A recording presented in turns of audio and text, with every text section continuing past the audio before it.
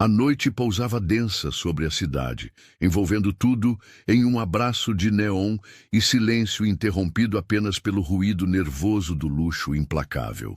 Lá no alto, numa janela brilhante do Hotel Imperial, o céu refletia a promessa dourada de uma vida inatingível para muitos, menos para Sarah.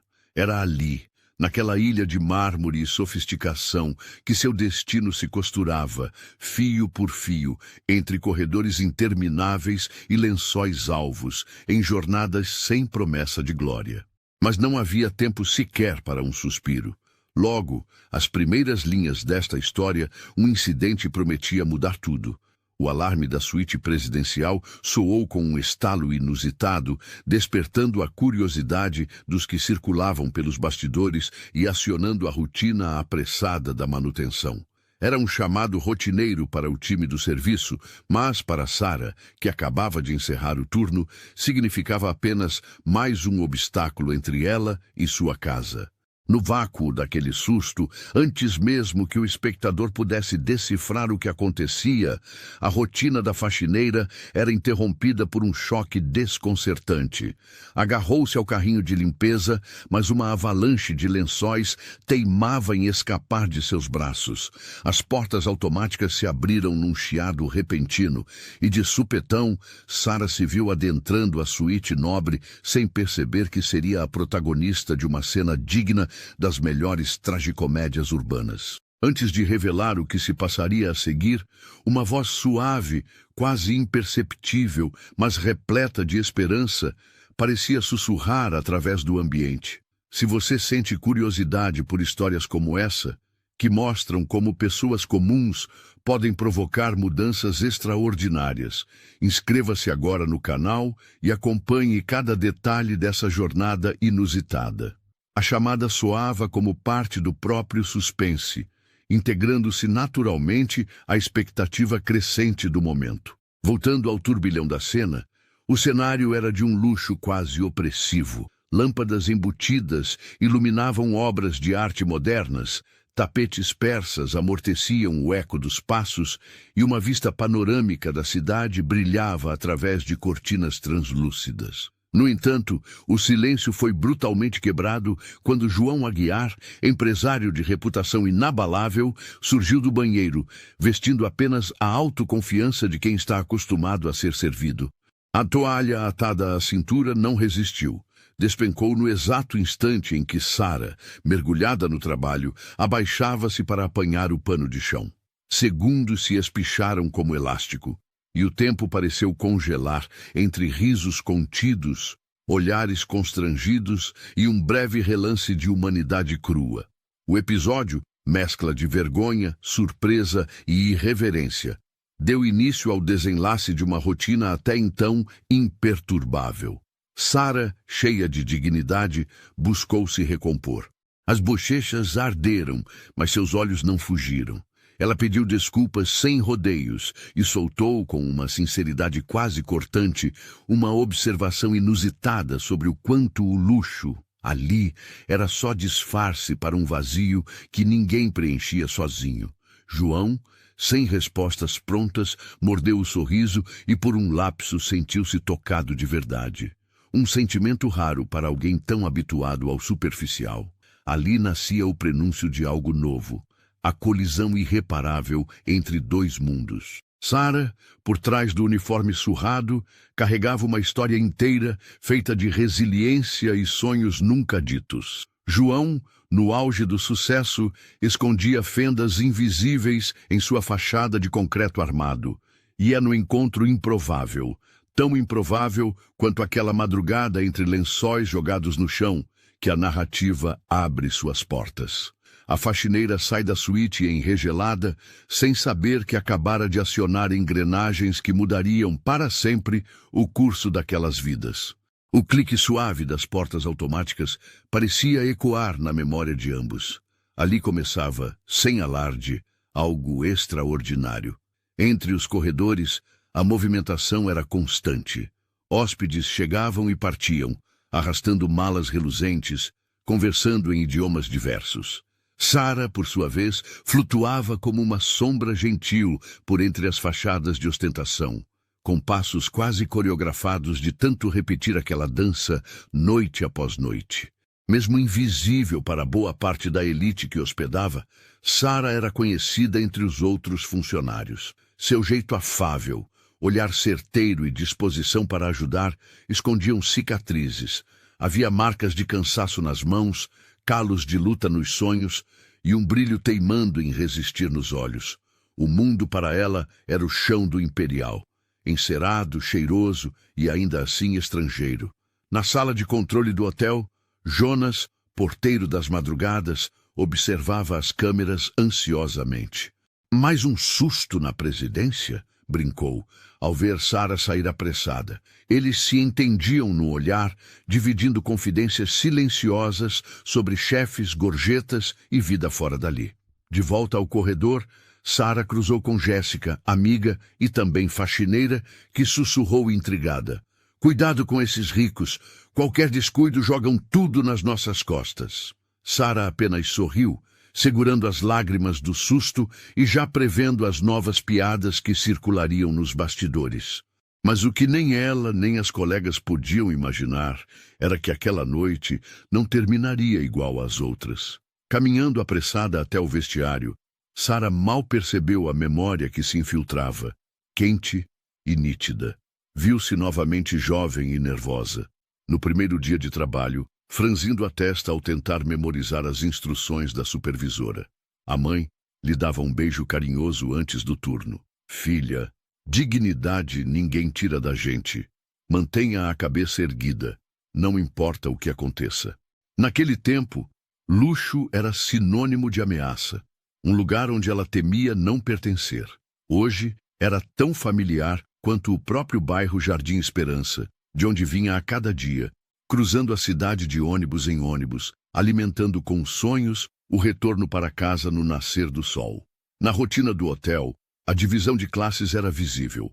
Das áreas de serviço, estreitas e escuras, chegava o ruído dos aspiradores e a conversa abafada dos empregados. Mas em poucos passos tudo mudava. O salão de recepção era todo brilho, plantas exuberantes, mármore reluzente, garçons apressados equilibrando bandejas repletas de iguarias. Um universo onde a fartura era norma, mas pertencia apenas aos escolhidos. Sara admirava de longe aquela abundância. Para ela, luxo era escutar o rádio velho ao lado da mãe durante o café da manhã ou ter um dia sem contas atrasadas. Mas era lá, na batalha silenciosa do cotidiano, que se fortalecia sem perceber. No fim daquele turno, já quase manhã, a rotina a levaria mais uma vez até os corredores das suítes nobres. Sara seguia distraída, os pensamentos longes e o carrinho tão pesado quanto sempre. Mas uma voz masculina lhe interceptou o caminho. Era João, agora vestido de terno impecavelmente alinhado, pronto para enfrentar uma rodada de entrevistas de negócios. "Você é Sara, certo?" perguntou, a voz soando menos imponente do que na noite anterior. "Sou sim, senhor." "Precisa de algo?" respondeu ela, controlando a ansiedade. "Acho que ontem eu que causei uma enorme confusão. Desculpa pelo susto. Aprendi que às vezes a gente fica cego dentro dessa bolha."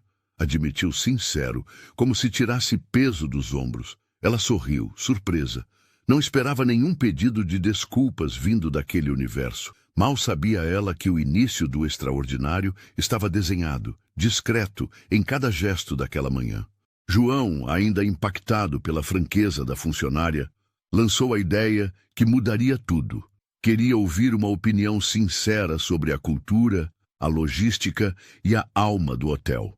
Não dos gestores, mas de quem vivia ali onde os olhos dos poderosos não alcançavam. Propôs então que ela se tornasse sua consultora informal, dando perspectiva real para seus planos de modernização e, para isso, oferecendo remuneração 3 vezes superior ao salário do hotel. Sara gargalhou, achando graça na ousadia da proposta, mas impôs uma condição. Só aceitaria se João, de fato, fosse até o Jardim Esperança, o bairro que tantos executivos insistiam em querer varrer do mapa em nome do progresso. e reconsiderasse o projeto bilionário que ameaçava demolir a alma do lugar onde ela cresceu. Na hesitação de João, ficou a semente do conflito maior. Seria possível, enfim, construir pontes entre aqueles dois mundos tão distantes? Ali, em meio ao burburinho abafado do início do expediente, a história realmente começava. As primeiras luzes da manhã filtravam-se por entre as persianas do pequeno quarto de Sara, no modesto, porém vibrante bairro Jardim Esperança. Ao contrário do brilho artificial do Hotel Imperial, ali a claridade entrava tímida, refletindo-se nas paredes de cal desbotada e nos quadros pendurados com engenho nas ripas de madeira. Sara despertava do breve sono, acariciada por sons já tão familiares. O batuque dos vizinhos preparando o café, o riso solto das crianças correndo pela viela e as conversas entrecortadas de quem compartilha sonhos coletivos. O cenário era modesto, mas repleto de vida. O barraco simples, decorado com retalhos de esperança, abrigava também Dona Lúcia, mãe de Sara, senhorinha de olhar doce e expressão teimosa, que preparava uma tapioca fumegante na chapa. A cozinha era pequena, mas logo se transformava em sala de estar e coração da casa. Era aqui que as preocupações do mundo ficavam do lado de fora, enquanto Sara renovava forças para outra jornada. Na parede, um recorte antigo de jornal, vitória da comunidade em uma batalha judicial passada, servia de lembrete de que nem todas as lutas eram em vão. Ali, no Jardim Esperança, ninguém era exatamente invisível. Cada morador era parte viva de uma história coletiva, onde pequenas vitórias eram celebradas como conquistas épicas e as derrotas serviam apenas para aguçar a luta. O contraste era explícito e cruel. Após um café compartilhado com pressa e carinho, Sara embarcava no ônibus lotado, sacolejando por vagueios urbanos até o luxuoso Hotel Imperial. O outro lado da cidade abria-se como um palco de possibilidades inalcançáveis. Pelo menos era esta a impressão de quem enxergava o saguão pela primeira vez. O mármore polido, os arranjos florais extravagantes, os funcionários idênticos, prontos para acatar ordens, passageiros e invisibilidade de si mesmos. Ali, Sara era mais um elemento funcional. Roupa engomada, olhar atento, mãos ligeiras. Mas mesmo na função mais improvável, carregava dentro de si a liderança silenciosa de quem aprendia a costurar sonhos com a dura realidade. No vestiário, as piadas circulavam rápidas entre ela, Jéssica e Luana, amigas de confiança, cúmplices no desabafo e resistência. "Hoje é seu dia, hein, Sarinha?", provocou Luana piscando um olho ao saber do ocorrido na suíte presidencial. "Essa eu vou cobrar no café", emendou Jéssica entre risos contidos. "Dizem que o mundo é dos ousados." Sara riu junto, mas o nervosismo era nítido. O que seria aquele convite de João senão uma cilada? No fundo, a faxineira sentia-se à beira de um penhasco, entre o medo de ser usada e a vontade genuína de tentar mudar. Enquanto Sara mergulhava em suas dúvidas, a rotina de João era marcada por reuniões velozes, calls sofisticadas, cotações de bolsa e uma certa solidão permeando cada frase. O escritório do magnata, no 21º andar de um prédio espelhado, era quase tão elegante quanto o hotel onde Sara passara a noite anterior, mas muito mais silencioso. Nas paredes, as conquistas do Império Aguiar, prêmios de empreendedorismo, maquetes de condomínios luxuosos, plantas arquitetônicas de bairros repaginados. João Aguiar tinha tudo para ser o figurão de um romance de negócios. Alto, moreno, amendoado, cabelo levemente grisalho nas têmporas, aparência firme e um olhar que já vira demais para o próprio bem. Para o mundo, era o empresário destemido, vencedor nato. Para si, era o homem sempre à beira de um novo início, intuindo que nada no topo brilhava tanto quanto parece.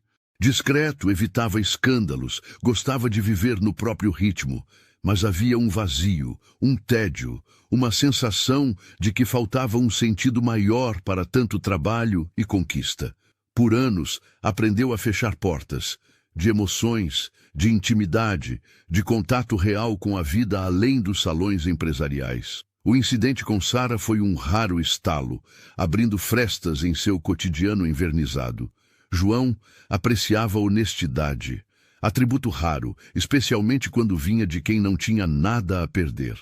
Por mais excêntrico que parecesse, enxergou em Sara a chance de se reconectar com algo que o dinheiro não podia comprar: autenticidade. Poucos dias após a cena inusitada na suíte, Sara foi chamada ao escritório administrativo do Imperial.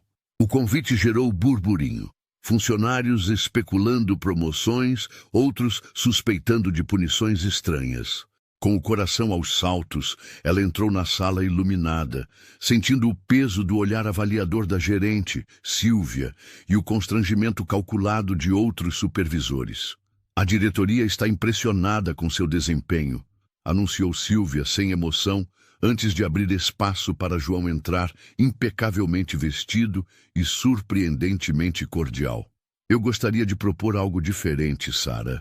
Não um aumento, mas um desafio.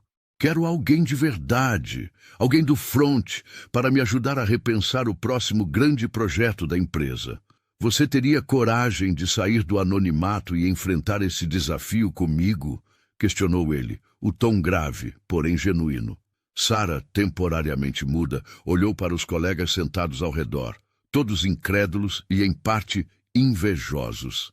Finalmente respondeu: só vale se eu puder falar tudo o que penso sem filtro. E se você for até o Jardim Esperança e entender por que aquele projeto é mais do que terra e prédio. Se não, não tem acordo. João sorriu, surpreso e um pouco fascinado por aquela ousadia. As condições foram aceitas. Ali estava selada a aliança improvável entre classes. A notícia correu como rastilho. A faxineira do Imperial era agora quase sócia do homem mais rico da cidade. Os olhares passaram a segui-la, alguns invejosos, outros sinceramente curiosos. Os colegas, divididos, ora apoiavam, ora murmuravam desconfianças. O primeiro desafio veio na forma de um convite de João. Quero conhecer a fundo o Jardim Esperança. Se vou decidir manter aquele solo vivo ou não, preciso entender por que você acredita tanto nele. Sara aceitou, firme, porém com uma ansiedade nunca sentida antes. Na manhã do sábado seguinte, João, pela primeira vez sem terno, percorreu as ruas do jardim. Acompanhado apenas de Sara, privou-se de seguranças e olhares midiáticos. O bairro o assustou de início. Ruas de terra, quadras improvisadas, meninos jogando bola com chinelo no pé e sorrisos meio tímidos, meio desafiadores. Foi recebido desconfiado por Dona Lúcia, que não poupou ironias diante do moço rico. Sara apresentava um por um: Celso, o padeiro sonhador; Marta, costureira que vestia noivas sem nunca ter vestido branco; Pedroca, líder comunitário que derretia dúvidas ao falar dos mutirões de limpeza. A cada rosto, uma história distinta, porém unida pelo mesmo desejo: manter vivo o pedaço de chão transformado em pertencimento. Em determinado momento, João sentou-se no banco da praça ao lado do campo de várzea e ouviu, sem pressa, o relato emocionado de Dona Neide, uma das moradoras mais antigas. Aqui, moço, não é só tijolo e cimento, é promessa cumprida, é velório coletivo, é festa junina que resiste ao tempo. Derrubar o jardim é matar memória. Ele não discutiu, apenas escutou. Aquela manhã foi suficiente para deixar em João a dúvida dolorosa. E se o tal progresso fosse, na verdade, retrocesso? Quando João desligou o carro, ao final da visita, tomou uma decisão inesperada. Chamou Sara para um café próximo ao bairro. Ali, longe do frenesi do hotel, ele se permitiu ser vulnerável. Nunca alguém me mostrou tanto em tão pouco tempo. O que você espera de fato desse meu papel? Que você ouça. E se puder, aprenda a ver com outros olhos antes de demolir o que constrói as pessoas por dentro. Naquela tarde, estreitou-se o laço de confiança. Sara prometeu honestidade brutal. João, abertura para repensar o projeto. Estava formado o pacto, ainda frágil, mas carregado de potência. Na volta ao trabalho, Sara não era mais invisível. Sentia o peso de representar mais do que a si mesma. Era agora porta-voz de um sentimento maior, de memórias coletivas e de um povo que via em si a chance de mudar o rumo da história. Mas toda mudança cobra seu preço. Nos cochichos de corredores prenunciava-se a tempestade. Ela vai cair quando o conselho perceber que se meteu onde não devia, diziam alguns. Sara ouvia, absorvia e respondia apenas com mais trabalho e constância. Havia aprendido, no chão encerado do Imperial e na lama do jardim, que ninguém derruba quem não tem medo de sujar as mãos. No olhar de João, no entanto, a semente da dúvida crescia a cada reunião, a cada documento frio sobre demolição e lucros. Agora, quando encarava os conselheiros de peito aberto, fazia questão de citar Sara, como se ela já fosse sua guia ética. No Jardim Esperança, as notícias corriam leves, entrelaçadas nas tardes de sol, nos bancos de praça e nos cafés comunitários. Viam em Sara a esperança de barrar os tratores, mas, sobretudo, a prova de que ninguém nasce predestinado à invisibilidade. A jovem, porém, sentia o aumento da responsabilidade. Agora estava numa linha tênue entre o sonho coletivo e o peso de ser porta-voz, quando se é, antes de tudo, filha daquele chão. Num breve ritual, as vizinhas fizeram um almoço coletivo de domingo para celebrar a possível vitória. Sara riu, se emocionou, puxou a mão da mãe para rezar. "Lembre-se, minha filha, você não está sozinha", sussurrou Dona Lúcia, ao sentir o aperto dos dedos calejados. "Se essa história já te tocou, lembre-se de compartilhar e comentar. Aqui, cada opinião conta, cada voz importa. E juntos podemos mudar mais do que as histórias. Podemos mudar destinos inteiros. Continue acompanhando." A narrativa se entrelaçava à vida real, convidando o público a fazer parte do coletivo, do canal, da história, da esperança. Na alvorada de uma nova etapa, Sara terminava a parte mais dura da batalha inicial, mas muito maior era o caminho que se desenhava adiante. O tempo parecia correr diferente quando a vida deixava de ser apenas a repetição de turnos e obrigações e se abria em possibilidades inéditas. Sara tornara-se quase de um dia para o outro peça-chave na engrenagem de um dos projetos urbanos mais polêmicos da cidade. Seus dias, antes pautados por relógios de hotel e rotas de ônibus, agora começavam com reuniões, consultas e visitas técnicas, seguidos por debates acalorados com membros do Conselho Administrativo do Grupo Aguiar. Apesar das transformações, Sara continuava a cruzar todas as manhãs o portão do Jardim Esperança, carregando consigo o cheiro do café passado por Dona Lúcia e os sorrisos das crianças do bairro. A cada ida à sede da empresa, sentia o peso da missão nova. Era mais que faxineira, mais que espectadora. Agora pulsava na linha de frente do embate entre desenvolvimento e pertencimento. Logo na primeira semana como consultora informal, Sara foi apresentada ao conselho do Grupo Aguiar. A sala oval de reuniões era imensa, forrada de vidro e madeira cara, com vista deslumbrante para a cidade. Nas paredes, mapas da região e gráficos coloridos detalhavam os ganhos potenciais do tal Projeto Nova Era, estimado para transformar o Jardim Esperança em um complexo de prédios modernos, academias, shoppings e jardins importados. O olhar da cúpula executiva recaía sobre Sara como uma lupa. Alguns diretores, como Helena, arquiteta-chefe, exibiam educação polida, mas o tom das perguntas beirava a condescendência. "Quantos anos de experiência técnica você tem mesmo, Sara?" Outros, como Gustavo, braço direito de João, eram frios e abertamente descrentes. Sara, porém, respondia sem hesitar, afiada como a vida a ensinara. "Tenho a experiência de quem cuida, limpa e conhece cada canto, não pelo projeto, mas pela história de quem mora ali." As primeiras reuniões foram um desfile de espanto e ironias veladas. Mas ao final do segundo encontro, João deixou claro: a Sara fala e todo mundo escuta. Não estamos aqui para brincar de progresso sem dignidade. O clima era de tensão, e a cada passo, Sara percebia como seus dias ganhavam um novo formato. Antes invisível, agora observada e testada a cada palavra. O prenúncio de conflito ganhou forma concreta em um evento promovido pela prefeitura, no auditório municipal, com presença da imprensa local. O encontro, batizado de Cidades para Todos, reunia empresários, líderes comunitários, ambientalistas e políticos ansiosos por holofotes. Para muitos, era o palco ideal para o Grupo Aguiar exibir seus planos inovadores. Para Sara, era a chance de resgatar a dignidade de uma comunidade ameaçada. Quando chamada ao palco, Sara sentiu o gelo percorrer as costas. Os holofotes a cegavam, a multidão murmurava. Com a voz inicialmente trêmula, ela se apresentou. Sou Sara, nascida e criada no Jardim Esperança, trabalhadora no Hotel Imperial, consultora deste projeto porque acredito em cidades que abraçam e não expulsam seus moradores. O discurso improvisado tornou-se um marco. Sara falou das festas na quadra, das hortas comunitárias, das dificuldades do transporte, da memória coletiva. Citou o quanto cada prédio erguido ali poderia, ou não, preservar o sentido de casa, de identidade, de pertencimento.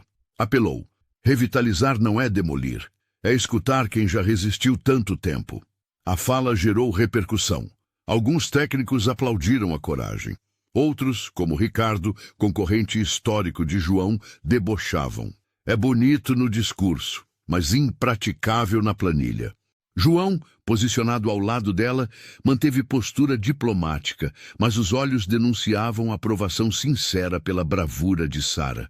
No retorno ao Jardim Esperança, Sara foi recebida com festa informal, bolos de fubá, guaraná caseiro, abraços apertados, o bairro inteiro acompanhara pela TV.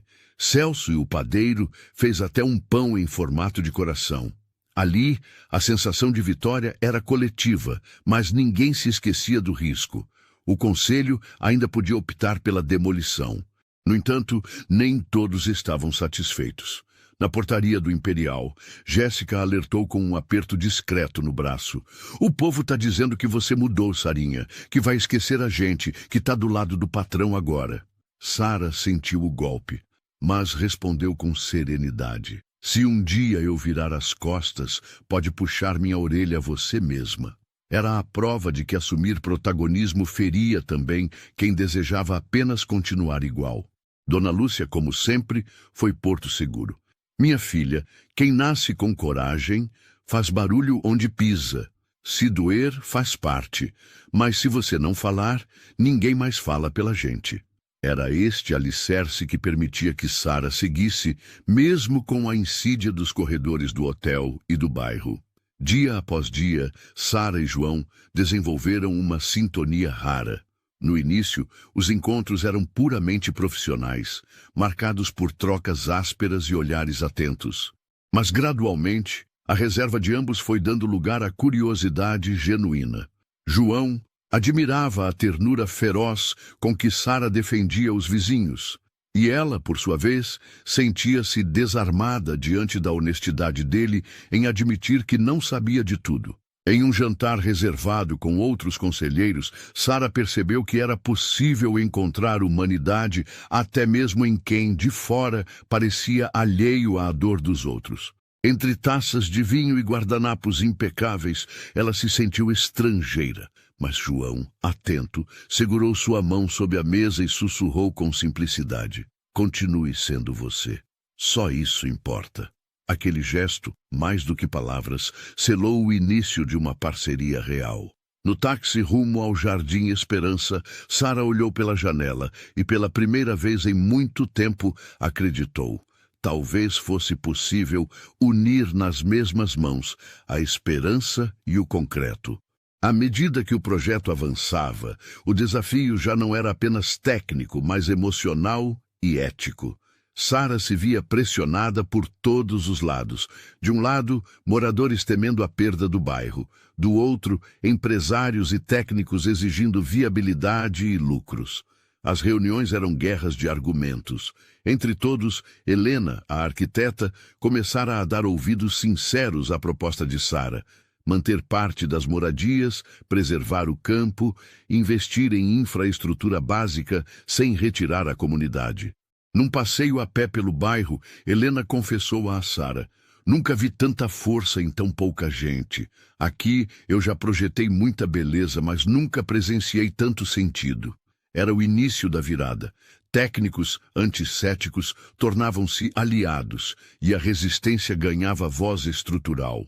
No entanto, os inimigos não descansavam. Ricardo, enxergando a aproximação de João e Sara como barreira aos próprios interesses, começava a articular rumores, tentando criar fissuras tanto no conselho quanto no bairro. Fofocas de favorecimento, acusações infundadas de desvio de verba e até ameaças veladas surgiram, testando os limites de Sara e sua confiança em João. O ápice do desafio veio com o afastamento temporário de Sara do Hotel Imperial, sob alegação formal de conflito de interesses, motivada pelos boatos sem fundamento plantados por rivais internos e externos.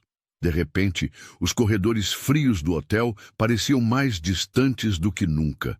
Os olhares, antes de admiração, tornaram-se inquisitivos e frios. Jéssica chorou baixinho no vestiário, e até mesmo Dona Lúcia sentiu o peso do afastamento, temendo o que viria.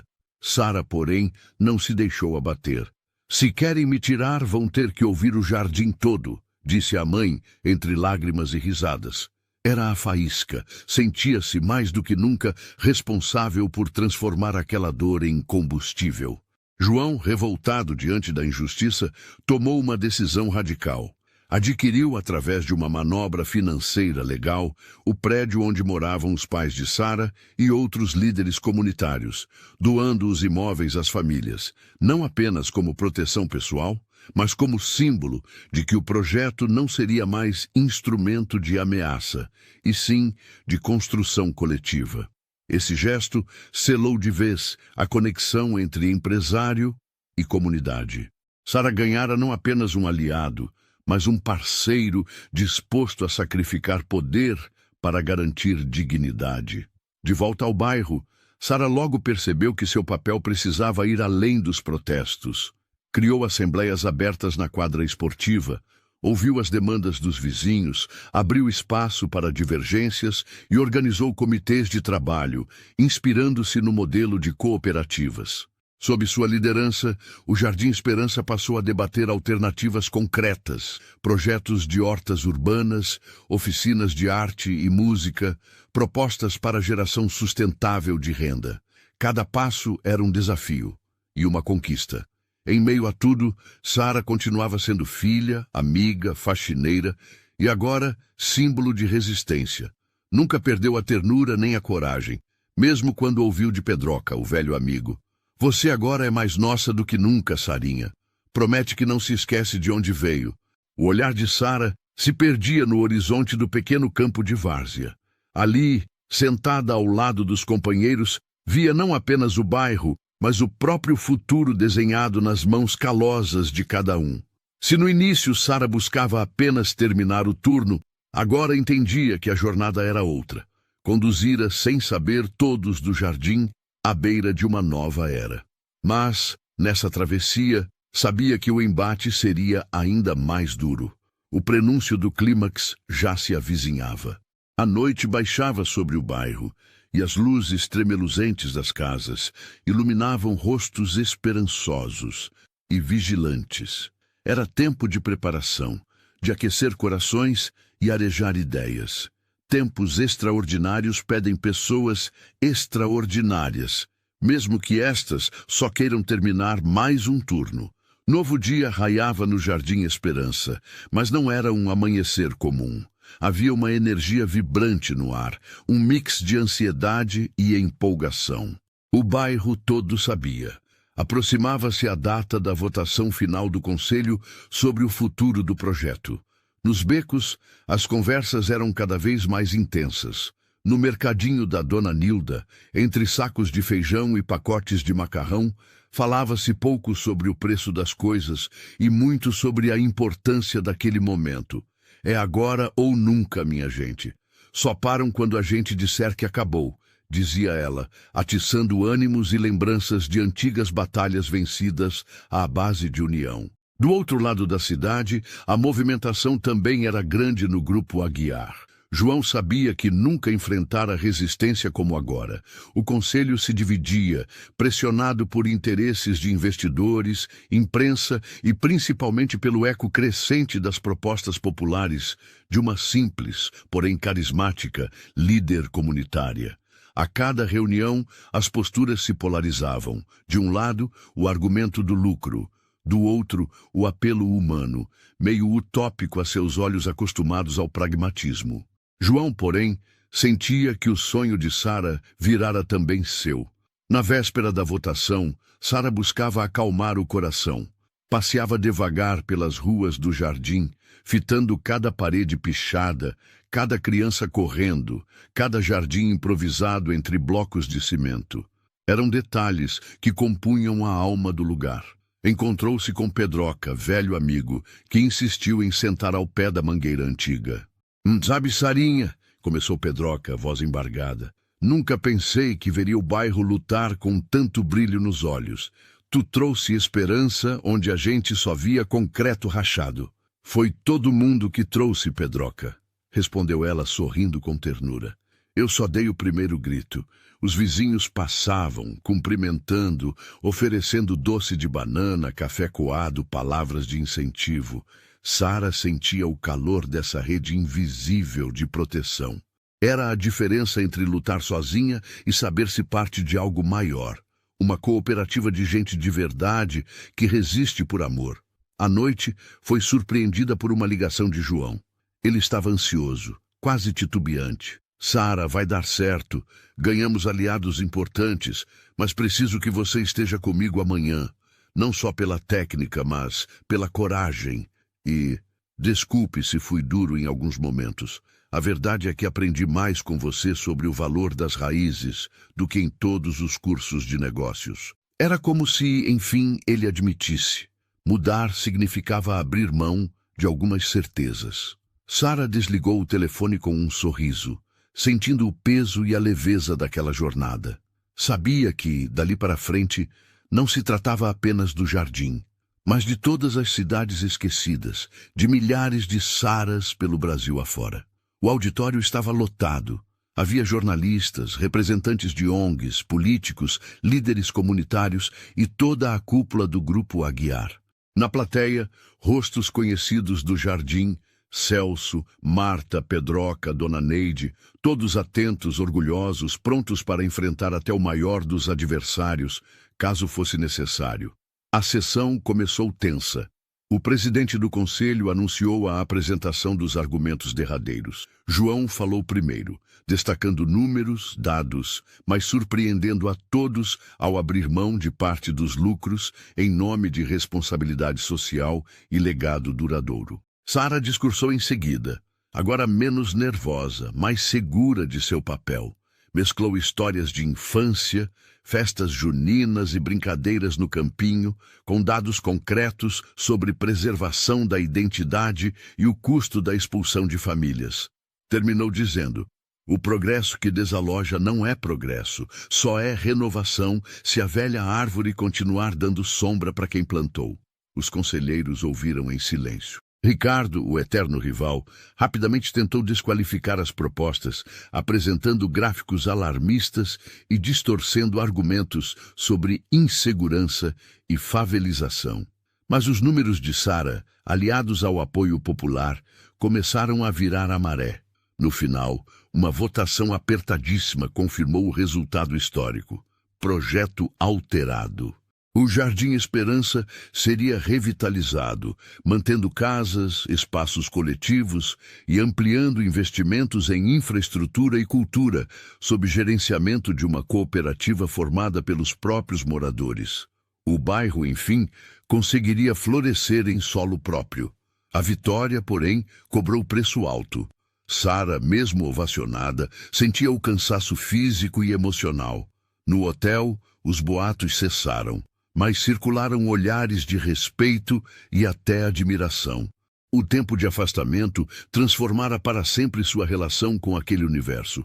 Deixara de ser só funcionária, era agora inspiração para outros empregados comuns que queriam ser vistos, reconhecidos, ouvidos.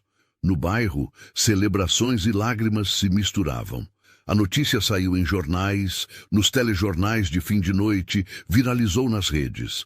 O Brasil inteiro conhecia o nome de Sara, não um símbolo idealizado, mas alguém que sofrera, errara, acertara e nunca negara suas origens. Dona Lúcia, emocionada, beijou a testa da filha. Você nos ensinou a nunca aceitar migalha de ninguém. Pode ser que amanhã a luta mude de nome, mas a coragem de hoje ninguém tira da gente. Ricardo não se deu por vencido e começou a acionar contatos na política local, tentando reverter judicialmente a decisão.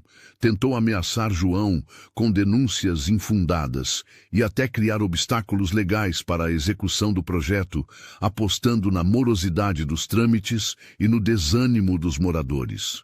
Diante desse novo entrave, Sara mobilizou a recém-fundada cooperativa, angariando apoio de advogados populares, associações e até outras comunidades da cidade. Redes sociais foram invadidas por campanhas de pressão, eventos culturais, rodas de música, dança e poesia. Eram manifestações de pertencimento e resistência, agora visíveis e imponentes. A cada desafio, a liderança de Sara se afirmava. As reuniões noturnas eram povoadas de vozes jovens e idosas, todas contribuindo ideias. A cooperativa crescia e transformava-se em referência para outras regiões. João, vendo-se novamente na Berlinda e mais uma vez pressionado a recuar, surpreendeu mais uma vez. Usou seu prestígio para atrair a atenção de fundos de investimento voltados à sustentabilidade e inovação social, blindando o jardim contra retrocessos. Numa noite de sexta, realizada a primeira feira totalmente organizada pela comissão local, Sara foi chamada ao palco improvisado para receber o reconhecimento do bairro. João, discretamente, assistia das fileiras da frente, sorrindo com carinho, que aos poucos ultrapassava a barreira do profissional.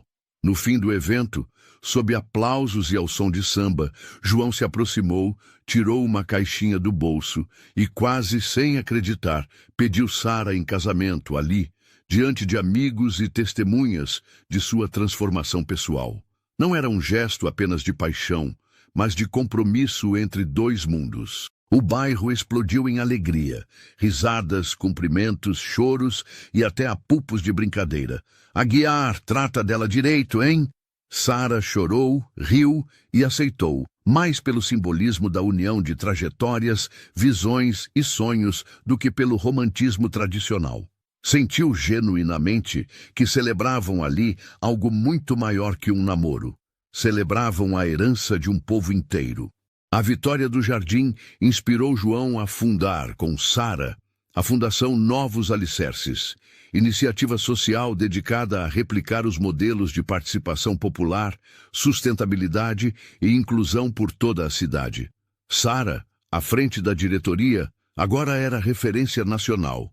Consultada por líderes, chamada a congressos, vista como ponte entre periferia e centro, desafio e solução, sonho e mão calejada. A cada entrevista, Sara não se furtava de contar o início de tudo. Foi quando percebi que não tinha só um turno para terminar, mas um mundo inteiro para reinventar, e só consegui porque nunca estive sozinha. Na última assembleia, antes da conclusão do projeto, Sara, Dona Lúcia e João caminharam pelo novo calçadão do jardim, entre crianças brincando e música ecoando das casas. O que a gente constrói junto ninguém derruba fácil, disse Sara emocionada. Dona Lúcia, já mais idosa, assentiu. Agora é ver as próximas lutar também. Pra frente, minha filha. O cenário era de esperança renovada. Mas, como sempre, as águas do futuro trazem desafios. A história de Sara estava longe de acabar. Era, na verdade, inspiração para aqueles que viriam depois. O cenário do Jardim Esperança havia mudado. Outrora marginalizado pelo preconceito e pelo descaso, o bairro passava por uma metamorfose que ia muito além das fachadas renovadas e da infraestrutura florescendo nas ruas de terra. O maior feito da revitalização era invisível aos olhos apressados. Era a dignidade restaurada, o orgulho de permanecer. Nas manhãs que agora começavam menos ansiosas, as escolas estavam cheias. As oficinas de artesanato fervilhavam entre crianças e idosos, hortas pipocavam nos quintais e a economia local pulsava, com padarias, feiras e pequenas oficinas multiplicadas.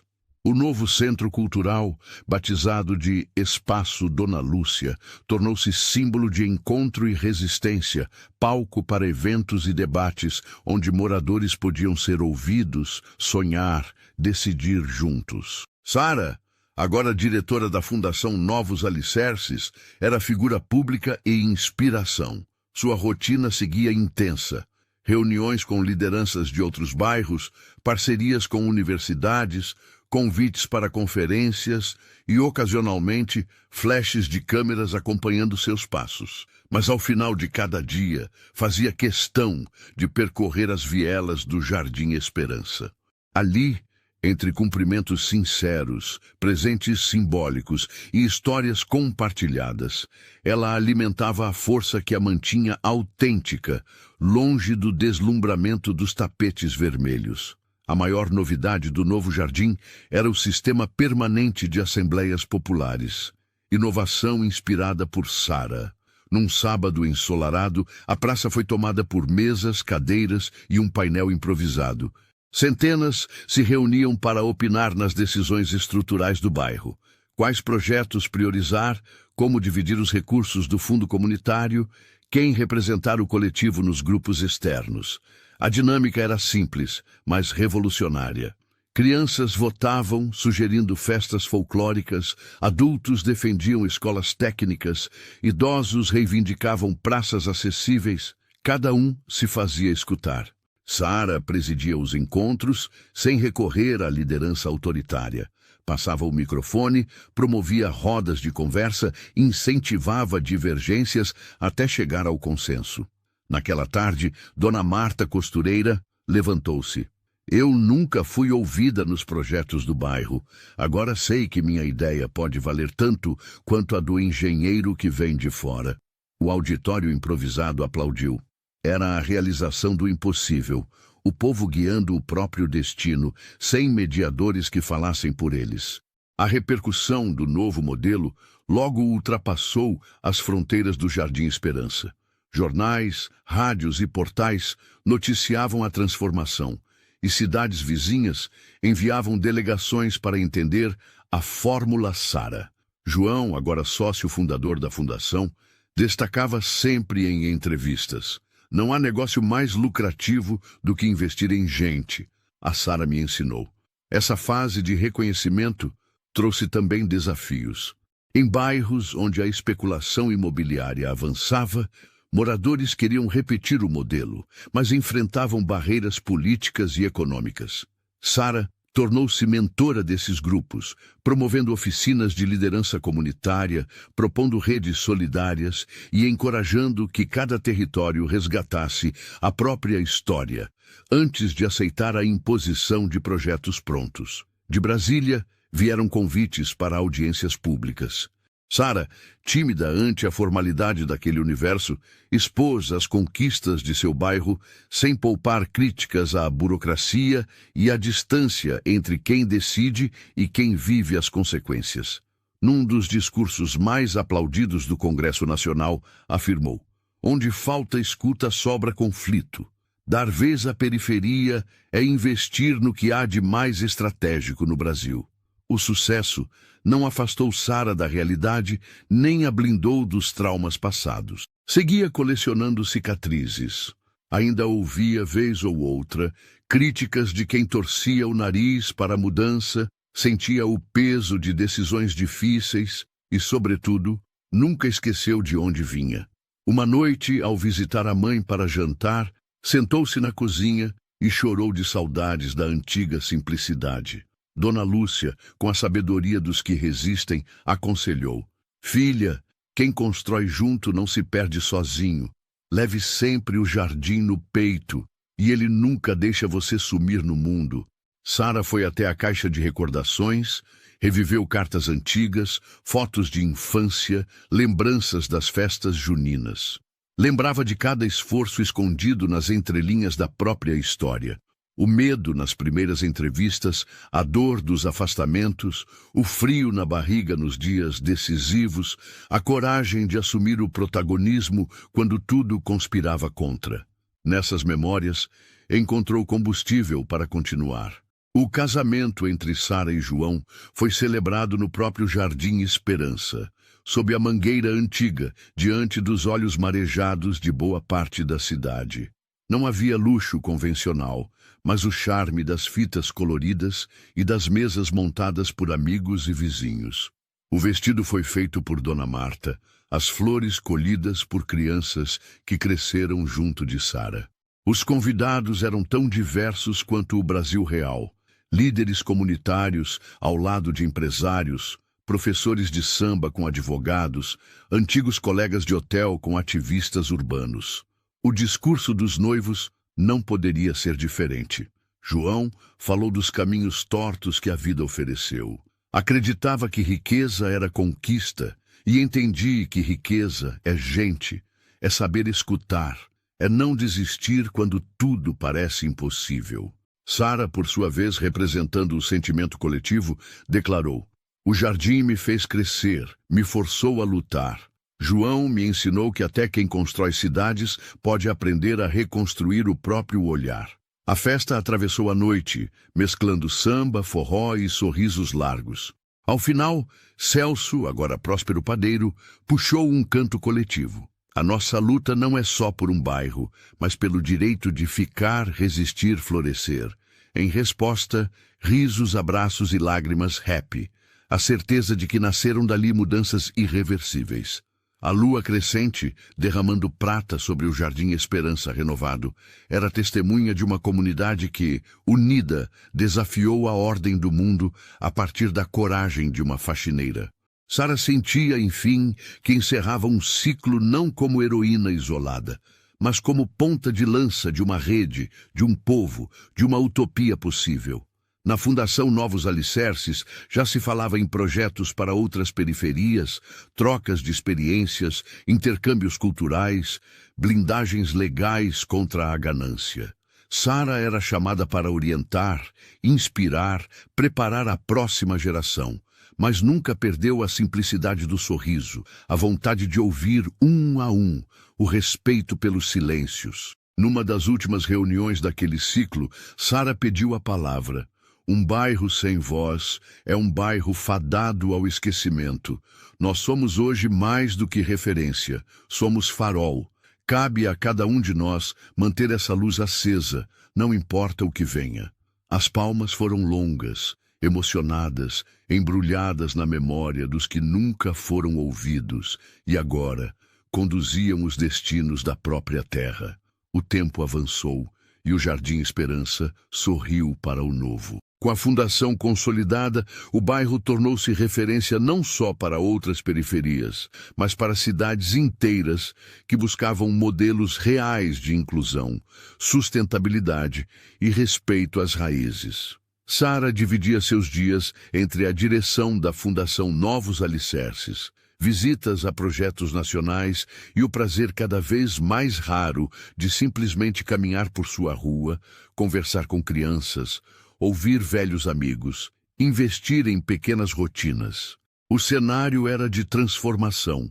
Praças lotadas nos fins de tarde, mutirões criativos que pintavam muros e inauguravam bibliotecas comunitárias, festas populares revalorizadas e uma nova economia brotando das iniciativas locais. O bairro florescera sem perder a identidade, com infraestrutura digna e soluções ecológicas, mas sem abrir mão dos quintais partilhados, do cheiro de pão fresco, das rodas de conversa. Até mesmo ruas levaram nomes simbólicos: Rua Dona Lúcia, Viela dos Sonhos, Campo Pedroca. Eram marcas da resistência e da memória. João, agora completamente integrado à vida do bairro e ao projeto coletivo, ajudava a capitanear parcerias e a formar pontes com setores empresariais que há pouco só enxergavam muros. O casamento de mundos provava-se cotidianamente menos metáfora e mais realidade. Era possível, sim, conciliar progresso e raízes, inovação e comunidade, lucro e justiça social. Nenhuma vitória é eterna sem vigilância. Sara sabia disso. Por isso, incentivava assembleias permanentes e a formação de lideranças jovens. Entre os alunos do Espaço Cultural Dona Lúcia, destacava-se a pequena Ana, de 12 anos, filha de Marta. Curiosa e articulada, organizou sua primeira oficina de poesia e redesenhou, junto de colegas, campanhas por coleta seletiva. O entusiasmo da nova geração espalhava confiança. Nas reuniões de conselho local, Sara insistia: somos exemplo, mas não estamos blindados. Se queremos futuro, temos que manter viva a chama da construção coletiva e não perder o senso de acolhimento. Em momento simbólico, passou a presidência da cooperativa a jovem Ana, celebrando a renovação. Crescemos quando deixamos outros crescerem também. Ao olhar para Ana, conduzindo aplausos e debates, Sara revivia uma versão melhorada de si mesma, mais segura, mais confiante, mais dona do próprio destino. Era a herança mais bonita, a liderança que se reproduz e transborda. A notícia do sucesso do Jardim Esperança alcançou ministros, empresários e artistas. Sara foi convidada para representar a voz das periferias em um fórum internacional de urbanismo no Chile. João a acompanhou, orgulhoso e discreto. Em meio a painéis repletos de especialistas, destacou-se não pelos diplomas, mas pela pregação do diálogo genuíno. Em sua fala, diante de uma plateia atenta e diversa, Sara resumiu: não existe cidade inteligente sem bairro inteligente. E bairro só se torna inteligente quando cada morador é ouvido, respeitado, incluído e empoderado. O auditório se levantou em aplausos. Era o reconhecimento de que a verdadeira mudança vinha dos que viviam o cotidiano, e não só de gabinetes. No regresso ao Brasil, o impacto foi imediato. Cidades buscaram replicar a metodologia, universidades aplicaram estudos de caso e Sara viu-se sem tempo para tantas demandas.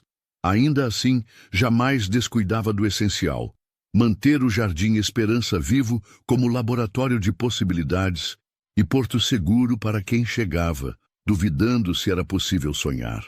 Certa tarde, já com o jardim plenamente revitalizado, Sara recebeu convite para visitar o Hotel Imperial, agora sob nova gestão, que buscava cumprir outro papel social. Hesitou. Sentiu o coração acelerar. Ali foi, para ela, cenário de invisibilidade, cansaço e resistência. Mas aceitou, ciente do simbolismo do momento. Ao atravessar o saguão, foi recebida com tapete vermelho improvisado por antigos colegas: Jéssica, agora chefe de governança; Luana, gerente do setor de eventos; Jonas, o velho porteiro. Todos aplaudiram orgulhosos. O hotel passara a empregar moradores de comunidades, oferecer cursos e abrir espaço para assembleias, inspirados pela história de Sara. No auditório, que antes abrigava conselhos frios, Sara discursou: o mesmo ambiente que pode esmagar sonhos pode também construir futuros, desde que cada pessoa seja vista e escutada. O Imperial é, agora, espelho do jardim, lugar de encontros e reconstrução. Mais uma vez o hotel, que antes era só passagem e invisibilidade, tornava-se símbolo de pertencimento. João assistia, sorrindo, de mãos dadas com Sara, ciente de que de todas as construções erigidas, aquela era a de maior valor, a ponte entre mundos. A noite caiu silenciosa sobre o Jardim Esperança, mas o calor humano brotava nas casas, nas pequenas festas, na música quente no coreto, nos cafés de esquina, nos encontros de gerações. Sara caminhava na companhia de João e Dona Lúcia, agora já avó postiça para todo o bairro, revendo cada conquista, cada dor transmutada em luta e sonho. Em um momento de reflexão no coreto central, Sara tomou a palavra diante de moradores, líderes e novos visitantes. Eu só queria encerrar um turno e descobri que, quando não desistimos de nossa essência, podemos construir novos mundos. O difícil não é começar a lutar. O difícil é lembrar todos os dias do que nos move. Nunca deixem de ouvir nem os gritos, nem os silêncios. Enquanto aplausos ecoavam, a câmera imaginária se afastava, sobrevoando o bairro iluminado de esperança e de possibilidades. E se você chegou até aqui, sentiu o impacto dessa jornada e acredita que o mundo pode mesmo ser diferente quando não desistimos, já sabe, inscreva-se agora no canal, deixe seu comentário contando como essa história te tocou e compartilhe esse vídeo para que mais sonhos virem realidade. Toda voz faz a diferença e o próximo Jardim Esperança pode nascer aí, no coração de quem resolve não ser apenas espectador. Assim, a história termina onde começou, com o brilho incansável de uma faxineira, agora liderança incontestável, e com a promessa de que o futuro pertence aos que não se rendem.